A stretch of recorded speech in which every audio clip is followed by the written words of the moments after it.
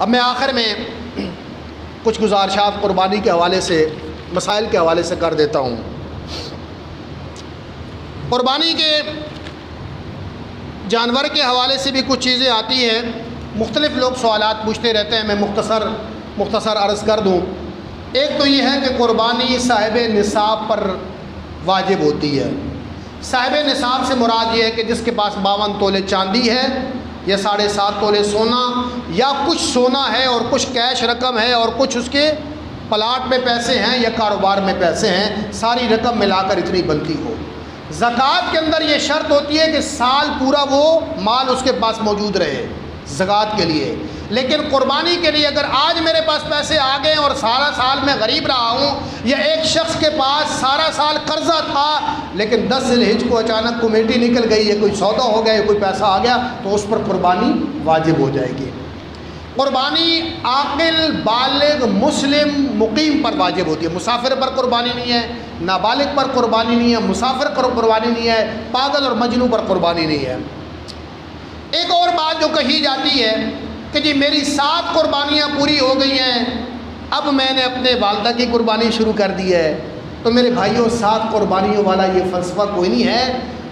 جب آپ پر استطاعت ہوگی، آپ کے پاس پیسہ ہوگا، چاہے 50 سال وسائل رہے، چاہے 1 سال آئے پھر آپ غریب ہو گئے، جب بھی آپ قربانی کے موقع پر صاحب نصاب ہوں گے، آپ کے اخراجات میں سے پیسے نکال کر قربانی کے پیسے بچتے ہیں، تو آپ پر قربانی ہوگی، چاہے آپ نے 10 کی ہے چاہے 50 کی ہے۔ یہ 7 قربانیوں والا فلسفہ غلط ہے۔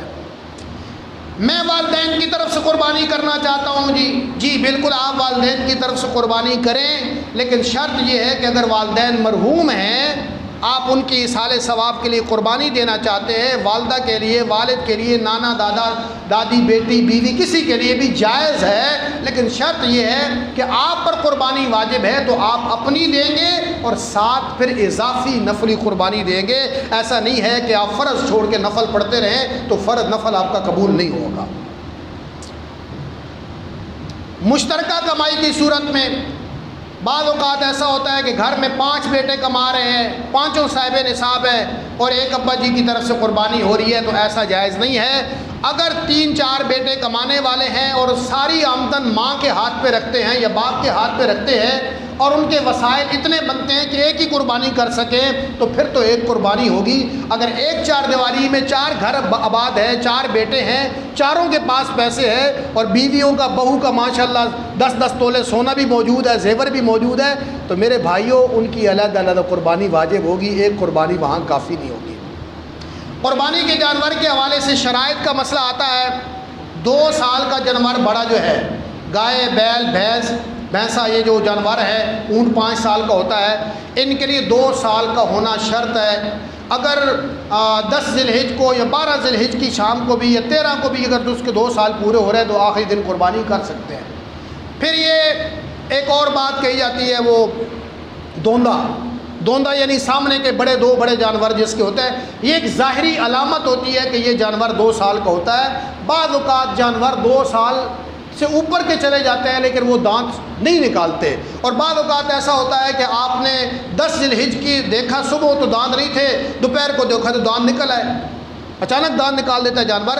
تو اگر آپ کے اپنے گھر کا جانور ہے جس کو آپ یقیناً جانتے ہیں کہ یہ 2 سال کا ہے، یا کوئی دیندار بندہ ہے جو پیسوں کی خاطر جھوٹ نہیں بولنے والا اور وہ تسلی دیتا ہے، گواہی دیتا ہے کہ یہ 2 سال کا پورا ہے، تو 2 دانت شرط نہیں ہے، 2 سال شرط ہے، اس کی قربانی ہو سکتی ہے۔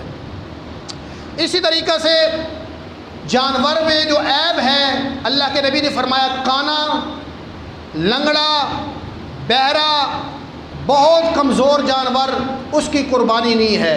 ایسا لنگڑا جانور، بعض اوقات لوگ پوچھتے ہیں جی کہ تھوڑی سی لنگ اس میں چوٹ لگ گئی ہے، اگر وہ جانور چل کر قربان گاہ تک جا سکتا ہے، معمولی اس میں زخم ہے، پاؤں ٹیکتا ہے، اس کی قربانی لگ جاتی ہے۔ کان میں کٹ لگ گیا ہے، معمولی سا کٹ لگ گیا ہے، 1/4 سے زیادہ نہیں ہے، یعنی 100 میں سے 25%، یعنی 1/4 سے زیادہ اگر اس کا کان کٹا ہوا نہیں ہے تو قربانی اس کی لگ جاتی ہے۔ سینگ اگر کونے سے ٹوٹ گیا، اوپر سے تھوڑا سا ٹوٹ گیا ہے، اس کی قربانی لگ جاتی ہے۔ البتہ اگر جڑ سے سینگ نکل جائے تو ایسے قربانی نہیں دینی چاہیے، وہ ایک عیب ہوتا ہے۔ اسی طریقے سے جانور جو بہت کمزور ہوتا ہے، لاغر ہوتا ہے، ہڈیوں کا گودا ہے، وہ قربانی بھی اللہ کی راہ میں نہیں دینی چاہیے، کیونکہ اللہ کے رسول نے فرمایا عظموا ضحایاکم، تگڑے جانور دو، کیونکہ پل صراط پر یہی تمہاری سواریاں ہوں گی، تو کمزور سواری تو گرن کا خطرہ ہوتا ہے، تگڑی سواریاں قربان کرو تاکہ روز محشر آسانی ہو۔